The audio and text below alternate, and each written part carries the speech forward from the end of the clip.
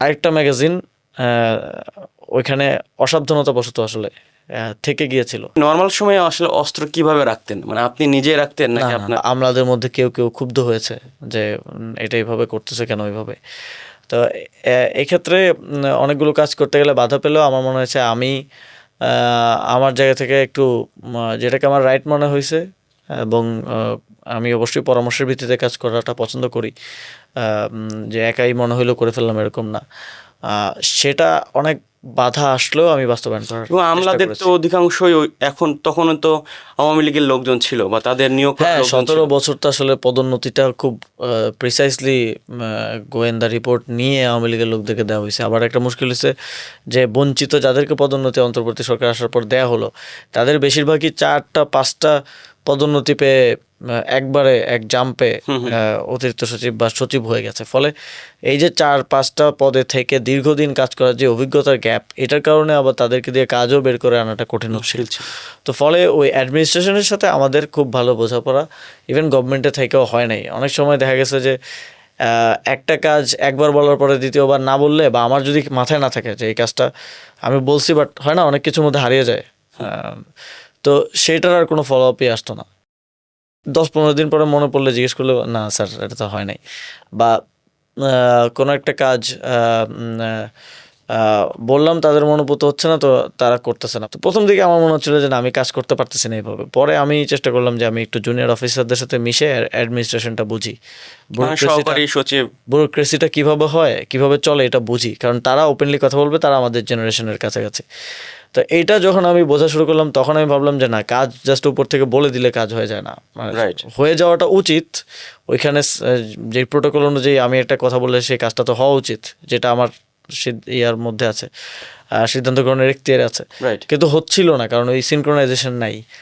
পরে আমার মনে হয়েছে যে এই জিনিসটা আমার এখন বুঝে আমার নিজের ওটার মধ্যে ঢুকে বাস্তবায়ন করা উচিত। যখন আমি বুঝবো তখন আমাকে উল্টাপাল্টা বুঝাইতে পারবে না যে এটা এই কারণে হবে না। তখন আমি নিজে পড়া শুরু করলাম, নিজে বোঝা শুরু করলাম, দেন আমি দেখলাম যে না, এখন পরবর্তীতে কাজের সাকসেস রেটটা আরও বাড়ছিল আর কি। তো তখনও তো আওয়ামী লীগের লোকজন ছিল, আমলারা ছিল, এখনও আছে, এদেরকে বাদ দেওয়া সম্ভব হয়নি কেন?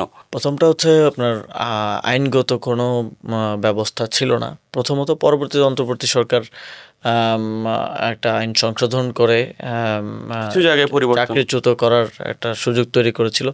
25 বছর চাকরি হলে বাধ্যতামূলক অবসরে পাঠানো যায়। তো এই বিভিন্ন ধরনের কমপ্লেক্সিটি এবং সচিবালয়ে অস্থিরতার কথা চিন্তায়, সচিবালয়েও তো ইন্টারনালি অনেকগুলো আন্দোলন হয়েছে, আপনারা দেখেছেন। বিবেচনা করেও আসলে অনেক কিছু করা যায় নাই। তবে আমার মনে হয় এক্ষেত্রে এটা তো আমার ব্যক্তিগত ডিসিশনের জায়গা না, এটা সরকারের একটা ডিসিশনের জায়গা। এক্ষেত্রে সরকারের আরও কঠোর সিদ্ধান্ত নেওয়ার সুযোগ ছিল। সরকার সেটা হয়তো নেয় নাই বিভিন্ন বাস্তব, মানে তাদের সঙ্গে পেরে ওঠে না, এরকম কি কোনো ব্যাপার ছিল যে তারা অনেক শক্তিশালী সিন্ডিকেট, পেরে উঠছে না? সরকার আমার মনে হয় অনেক ক্ষেত্রে সেই রিস্কটাও নেয় নাই। যখন আইনটা সংশোধন করলো তখন সচিবালয়ে আন্দোলন হয়েছে, তারপরেও ওইটা আমি মনে করি যে অন্তর্বর্তী সরকারের একটা বোল্ড ডিসিশন তারা নিতে পেরেছিল যে না, আমরা এই আইনটা অবশ্যই করব। তো সচিবালয়ে ইনস্ট্যাবিলিটি থাকা সত্ত্বেও সেটা করা হয়েছিল, কিন্তু ম্যাসিভ চেঞ্জ ব্যুরোক্রেসিতে নিয়ে আসার মতো কঠোর ডিসিশনটা অন্তর্বর্তী সরকার আসলে নিতে পারে নাই। না, আমি নিজেও কিন্তু একবার শিক্ষা মন্ত্রণালয়ে গেছিলাম, দেখলে বিশাল আন্দোলন, আমি ভেতরে আটকা পড়ছিলাম, মানে কেচে গেট দিয়ে আটকা, মনে হচ্ছিল যে এখনই যদি আগুন লাগিয়ে দেয়। একটা দীর্ঘ সময় কাজ করতে পারেনি এই ইয়ার কারণে, এবং অন্তর্বর্তী সরকার একটা রিপোর্ট ছিল যে কত শত আন্দোলন হয়েছে, কতবার শাহবাগ মোড় অবরোধ হয়েছে, কতবার সচিবালয়ের গেট ভাঙা হয়েছে। তো ওই পরিবেশে তো আসলে কাজ করা যায় না, খুবই মুশকিল, অনেক কাজই আসলে করা সম্ভব হয়নি এগুলোর কারণে। আপনার সময় কিছু কিছু বিতর্কিত ইস্যু ছিল, যেমন আপনি যখন শাহজালাল আন্তর্জাতিক বিমানবন্দরে যাচ্ছিলেন, ম্যাগাজিন সহ গুলি ছিল। তো এই বিষয়টা আসলে একটু পরিষ্কার করবেন যে আসলে কি হয়েছিল, কারণ আপনার তো লাইসেন্স ছিল। না, আমার তো লাইসেন্সড, নিরাপত্তার স্বার্থে লাইসেন্স ছিল এবং সম্পূর্ণ অবৈধভাবে সেটা নিয়ে অনেক বিতর্ক করার চেষ্টা করেছে। তবে যে ঘটনাটা যেটা হয়েছিল সেটা হচ্ছে, ও একে তো দেশের বাইরে যাচ্ছি, কাজগুলো গুছিয়ে রেখে যাওয়া দরকার, তো সেই জন্য ওই দিন প্রায় 2টা-3টা পর্যন্ত ইভেন অফিসাররাও বাসায় ছিল মন্ত্রণালয়ের, এবং তাদের সাথে কাজগুলো শেষ করে গুছিয়ে বুঝিয়ে দিয়ে তারপরে আমি সকালবেলা সম্ভবত ভোরের দিকে ফ্লাইট ছিল 6টা-7টার দিকে যেতে হবে, কিন্তু ভোরের দিকে আমাকে হচ্ছে আমার লাগেজ টাগেজ গুছাতে হবে, কাপড় চোপড় নিতে হবে। তো এই তাড়াহুড়োয় আমার যেই ব্যাগে আসলে গানটা থাকে, হুম হুম। ওই ব্যাগ থেকে গানটাও বের করা হয়েছে, দুইটা ম্যাগাজিন থাকে, একটা ম্যাগাজিন বের করা হয়েছে, আরেকটা ম্যাগাজিন ওইখানে অসাবধানতাবশত আসলে থেকে গিয়েছিল। ওইটাই এয়ারপোর্টে ওই স্ক্যানিংয়ের সময় সাধারণত এই লেভেলের যারা হয় তারা স্ক্যানিং করেন না, বাট আমি চেষ্টা করতাম যে এটা ফলো করা। স্ক্যানিংয়ের সময় এসেছিল এবং ফর্চুনেটলি ওইটা আসার কারণে পরবর্তীতে আর কোনো হ্যাসেল হয় নাই। আর এটা পরবর্তীতে আমি দেখলাম যে প্রোপাগান্ডা করা হলো এবং আমি অবাক হলাম যে কিছু ভুয়া ইন্টারন্যাশনাল ক্যারেক্টার কিছু থাকে না, জার্নালের মতো করে সেখানে AK-47 পাওয়া গেছে, এরকম গুজব পর্যন্ত মানে আওয়ামী লীগ ছড়িয়েছে এবং অনেকে সেটা ফেসিলিটি। আপনার কিছু করার থাকলে তো আপনি ক্যারি করতে পারতেন পিস্তল, তাই না? ম্যাগাজিন তো রেখে আসলে কোনো লাভ ছিল না। ম্যাগাজিন রেখে তো কোনো লাভ নেই। আপনার যদি ইন্টেনশন থাকে খারাপ কিছু করার, আপনি তো পিস্তল নিয়ে যাবেন, ম্যাগাজিন নিয়ে তো আপনি যাবেন না।